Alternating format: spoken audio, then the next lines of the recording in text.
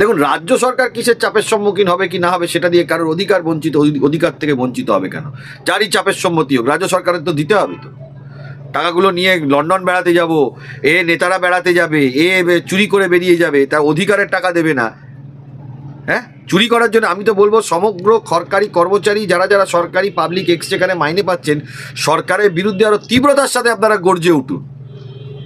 এ টাকা চুরি হতে দেওয়া যাবে না। এরা শুনুন, সরকারি কর্মচারীরা ডিএটা কিন্তু এটার জন্য লড়াই করছেন না যে তাদেরকে পেতে হবে, তারা অধিকার বলে লড়াই করছেন। ডিএ হলো fundamental right, DA legally enforceable right.